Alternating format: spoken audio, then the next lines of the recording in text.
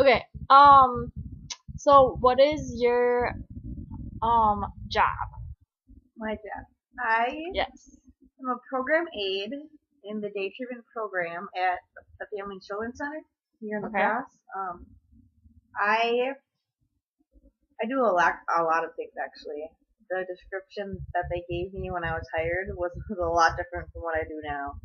I do a lot of things. I do transport, so I drive, pick up the kids from school or home, drive them to the building, and then later after program I drive them home. So that takes Okay. up about 4 hours of my day. I was driving them. I do groups. We do psychoeducation, so we have skills that like we have a skill per week that we focus on, like Okay. family roles and rules is one, or self-esteem, or problem solving. We have 11 of them actually that we rotate through. So it takes 3 months for us to go through a whole skill set. Okay. And so we have one skill for the week, and all of our groups are related to this skill, to this topic. So if we have problem solving as our skill that we're focusing on, everyone's groups are going to have an activity or a craft or a discussion or a worksheet or a game, whatever you choose to do, has to tie to problem solving.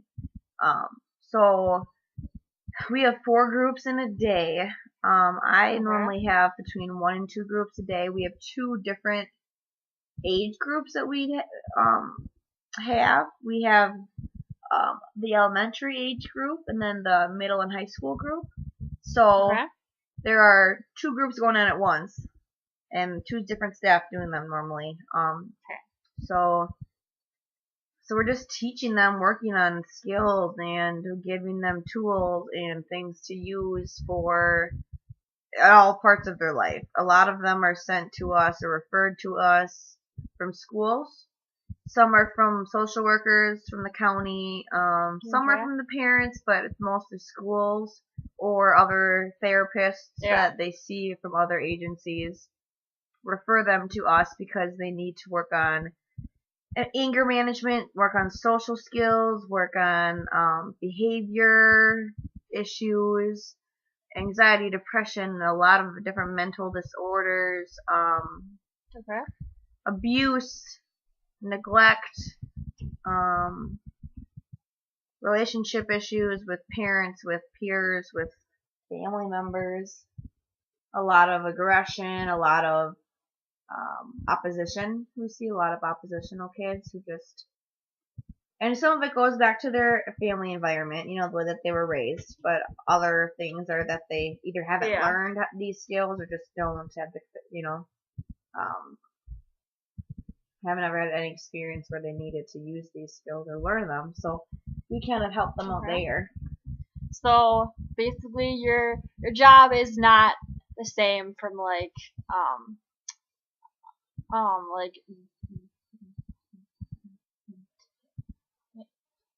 A to day, right? Oh yeah, it's every day is different. I never know Yeah. what to expect.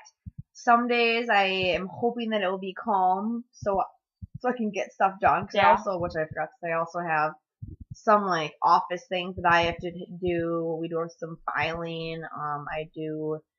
I have to put things into. I have to average out their weekly scores that they get from staff and put them into the spreadsheet. So I also have to hope that it's kind of calm some days, so I have time to get all that stuff into the computer, so I don't get behind on that. But what I've learned is whenever I like plan on the kids being sent out of group and down in support center or taking a Yeah. break for a long time, I like bring homework with me, like, oh, I'll have time to do it. And then on the days that I think I'll have time to do things, you don't. And then the days when you have all of your small other little side jobs Yeah. done, then the kids are calm and are in group all day, so then I have nothing to do. Or I mean, I find things to do, but it's definitely every day is definitely different. You never know what mood a kid is going to be in, what they're going to tell you, what happened at home, what happened at school, how they're going to react to things. Yeah. So it's definitely different every day, which is fun, but it can be Okay. stressful when it's crazy. So like okay. So from what I've um heard is that you do a bunch of different things, but your job like just said like some of those things. So like you do like more than what they said, I guess. Kind of. Yeah. I I guess from when they first started the program, I guess that the program aide job has changed. So before Okay. the program aide's job was to just sit out in the office, and file and keep all of that stuff up to Oh, date, that's it. and to sit out in the hallway to kind of monitor. Because if kids need to take a break or are sent out of group, we have desks in the Yeah. hallway where they sit and kind of calm down and regroup and process the staff, or they're sent down to a support center, which are these Okay. timeout rooms where they go if they're being like aggressive or really, really oppositional or stuff like that. So before, the program aides would just do office work and sitting in the hallway and transports, but they were not Okay. doing groups, which is what I do now. So that description has changed. Okay. Okay, so what sort of um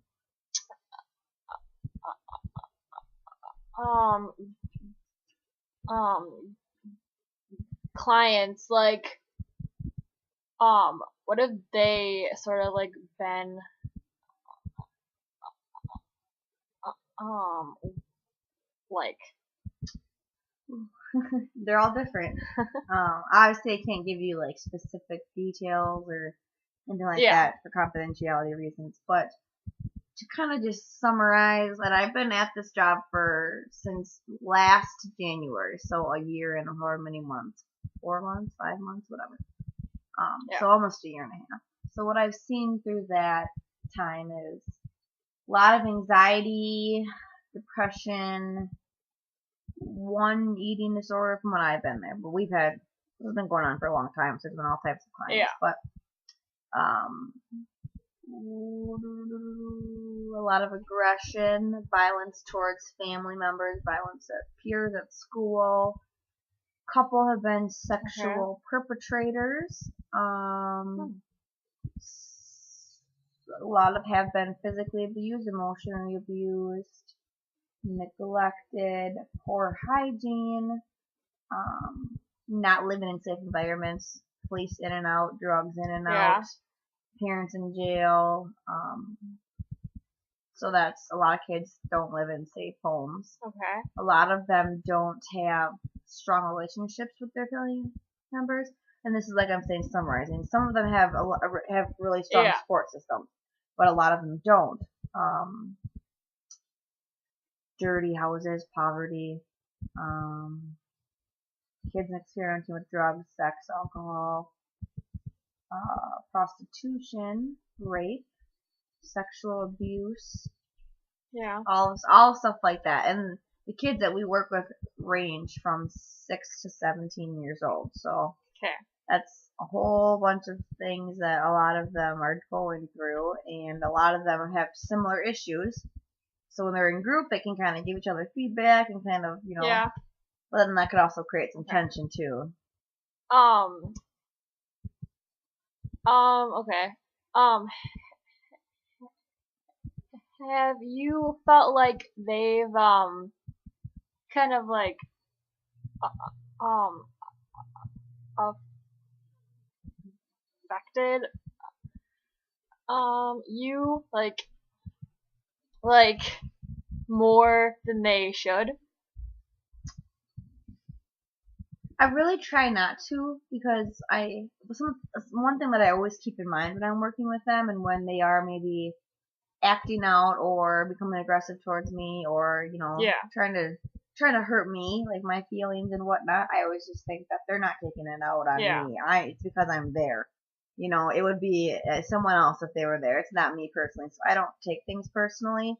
Do Okay. they affect me where like I come home and I'm like, ugh, I am glad work's done? Yes. When the days are crazy or on transport if they're just being annoying, like when you come home you're like, I need a glass of Yeah. wine, or I need to go work out, or like something to relax. But I think a lot Yeah. of jobs can do that to you, but it's hard to hear some of the stories that I hear some of the things that the kids go through. It's hard to hear. Yeah. And it's really frustrating, at least for me anyways. I feel really frustrated when we give these kids so many skills and tools to use, but they go home and then the parents don't follow through with that, or don't. It Okay. needs to be Yeah. teamwork. And if the parents aren't on our side, then Yeah. that's hard. So that's frustrating. So, and it affects me when I mean, it makes, like, I've heard stories that make us all sad, or make us want to Yeah. give that kid extra attention because he's not getting any at home, but we also can't treat one kid different than the other kids, Yeah. like in terms of rewards and So it's not like gone like too far no, where no. you like feel like really really sad, or like, oh my gosh, like I should do like something for them, like more, like I don't know. Well, yeah, I mean, there's a kid right now that I can think of that all of us kind of are just like, oh man, like we just feel so bad for what he's Yeah. going through, and we are doing all that we can do to give him the tools to deal with what's going on. And Yeah. we've been, doing other things, reporting things if we need to and whatnot, and getting on the team with the school and his family and trying to get everyone involved. Yeah.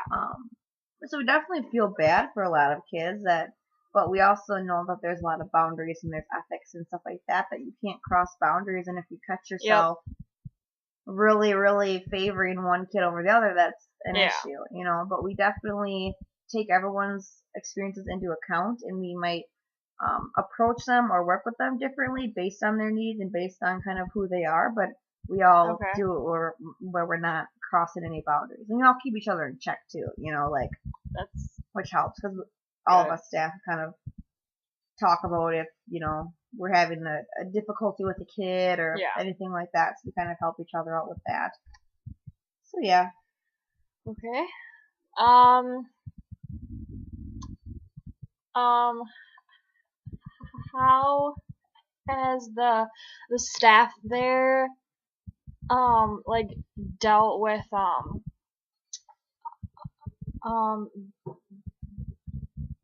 the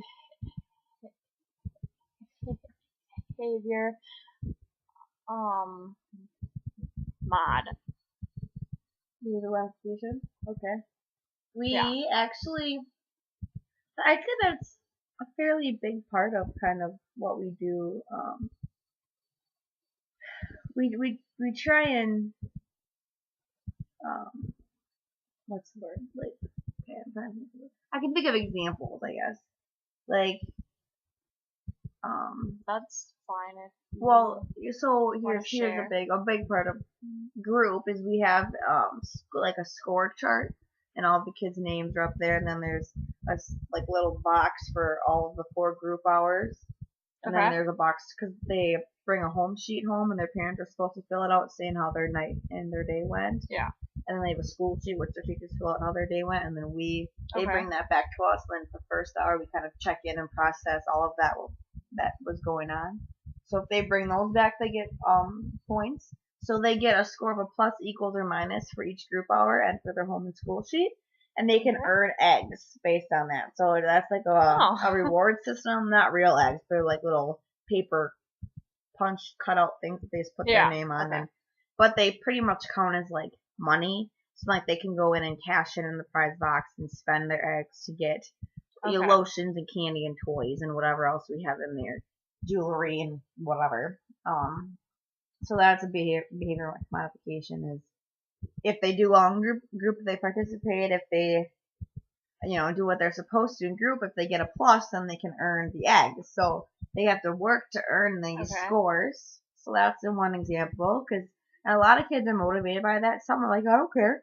I don't care if I get a minus, and then they don't get an egg for a minus. So that seems like um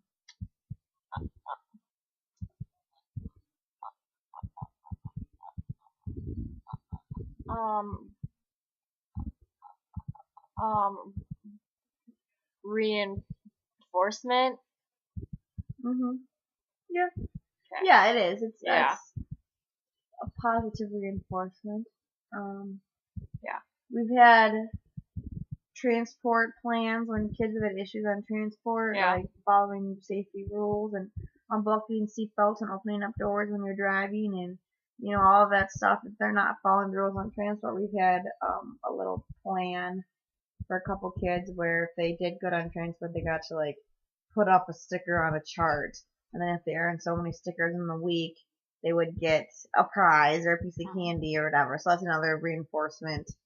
It um seems like the staff there is like very like they know what they're um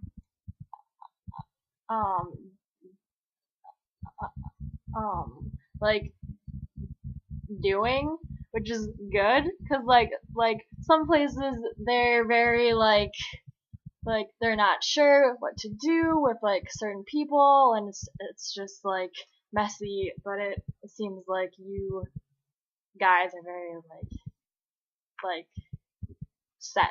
hmm Yeah, yeah, you have to be creative. So Yeah. like with that, put it up. It was well, we had like a little race car track that I actually thought of this randomly because I knew that the Oh. kid liked cars. So I was like, let's make him a race car track. And I found all these super cool like Yeah. race cars and convertibles, and I printed off, and then we laminated them. And for every positive transport he got to hang up a car. And then like the track was like the whole week long. Okay. And if he earned 6 cars or whatever, then he got a prize. So you have to be creative. It's trial and error. That worked with him for a couple weeks, and then it died out. Yeah. So it's all trial and error. But trying out, we've gone through so many plans with different kids with this type of reward or this type of punishment if they get Yeah. this type of score on a home sheet. They have to sit out for 10 minutes. We've gone through a lot of things, and definitely different things work for different kids, and it's definitely important that we all have to take into consideration their background and their experience. Like I said before, it can change how you approach them and how you work with them, which I think we're all pretty good at differentiating and knowing what we can do with Yeah. who and what will work with who. And almost all of us have a psychology background. I have a psychology degree. One other girl has a psychology degree. Her and I are both in grad school right now for counseling. We have a family Yep. therapist on our team. We have a rec therapist on Okay. our team, and we have a regular therapist on our team. And then we have a psychiatrist who also Oh, joins, okay. and a nurse who comes in. So we all have that background. So it also helps with the figuring out kind of how to approach things and Yeah. what to do and all that. So that definitely helps. Okay. I like heard some things about like some of the um um clients can get like um um violent some days. Yeah, they knock on wood. They haven't been pretty violent or aggressive lately. Okay. The state came and did like a little inspection, whatever, however many months you have to come down and inspect and just look through Yeah. stuff, and they want us to try and not use restraints and holds and stuff. They want us to try and like, because we're all CPI certified. I should crisis. Yeah. I should know what this means. Crisis prevention intervention. That's not right at all. That sounds Whatever like, it is, I know it's, but we're all CPI Yeah. certified. So we all take an 8-hour long class, and we learn Yep. about how to help the kids de-escalate, how to prevent them from Okay. escalating, what types of approaches and things that we should do. And there's like steps and like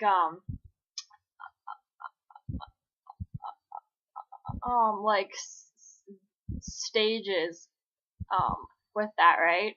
Like they can be like not like to the like stage where they're like being like, oh my god, ah, but like some of them can like get to that point. Like cause we did something for school that was like name the like um stages of like something, I don't know, but it it goes like with that. Sorry. Yeah, I don't know yeah. what There are and I should know these, Yeah. like I said, but there are a bunch of steps. Yeah, and when it's Yeah. if they're it's pretty much them escalating and them going from just being like annoyed to all of a Yeah. sudden, That's what their feelings start to they get more intense, and then they start to like yell and Yeah. become verbally aggressive, and then they might I start should to know what that's not but yeah, like that's basically what yeah, they're and saying. they eventually go all the way up to where they're becoming violent and physically aggressive. And Yeah. if they get up to that point, which we try really hard to use a bunch of other techniques and other things to prevent them from getting up there, but sometimes they just can't, or they escalate too quickly, Yeah. or things set them off, and bam, they're throwing desks and throwing tables and garbage cans and kicking chairs and whatever else, going after kids, going after staff. So when that happens, we have to use our CPI holds and restraints and things, and we all know how to do those. And we have support center rooms that are like these little timeout cells almost. Like they're 3 walls and a tile floor, and there's an open doorway. And then we put the kids in the room, and then the staff will like stand or sit in the doorway just to help them, staff process with them, help them calm down, get them back to de-escalating. But sometimes if they just are too aggressive or still are not listening, we have a room with a metal door with a window in it, and we put them in air and we close the door. And then eventually work our way up to opening the door and then moving out of the room. We always, try and help them to de-escalate, but sometimes, they snap too quickly where you can't intervene quick enough. And a kid kicked me and we had to call the police. That happened last summer. We've had staff in other programs get punched in the face. Police are called if they need to be called. So depending on the kid's plan and if they have a social worker and whatnot in the situation. So yeah, it's definitely, like I said, never a dull moment. Okay. What is some um um advice to give to like students or just like um um people that want to like go into like um um jobs at like sites um like um um FCC. I think it definitely helps to have psychology background. Just like I said, how that's helpful with everyone on our team, because that can just kind of help you understand some more of why kids are doing things and how to approach them. You almost have to have kind of like a thick skin. Like those kids, when they're escalating or when they're hurting, they will do things to try and make you hurt too, or they'll take out their anger on you, which, like I said before, you can't take it personally because it's not you that they're mad at. They're mad because of something else, and you're there. So definitely don't take things too personally, and just understand what those kids have gone through, because like when those kids are calling me a this and a that and you look like a this and you whatever, I'll edit it because I can't say anything. I hear more swearing at my job than I do anywhere else in my life, but you can't take it personally because it's not you. You guys gotta keep in mind what they've gone through, because that's why they're acting the way they are. some of them can't help that. So you got to think about that. Think about their background, think about all the other factors that are affecting their life. So definitely keep that in mind. But Okay. and don't give up on them, because that's a lot of people do give up on them. Yeah. So it helps when we are that safe environment. Like we had a client tell us he told me actually a couple weeks ago in the group that he says that he likes coming here because he feels safe here. And he would rather come here if he has a nightmare or if he has, something bad that happened at school or whatever. He would rather come to FCC and talk to staff than talk to his own parents about it because he just doesn't have that connection with them. Oh wow. So which we're working on that relationship with the parents and whatnot. But so yeah, just don't give up on them and make that safe environment and just give them the unconditional love, unconditional attention. You know what I mean? Because those kids, they're not bad kids. Sure, they make not so good decisions all the time, but we're working on that, and you just have to know that. I mean, if people don't want to change, they don't want to change, but it's like they just need that seed planted sometimes, and that's what we do. Yeah. Okay. Well, thanks. Oh, that's it? Mhm. Okay. Yeah.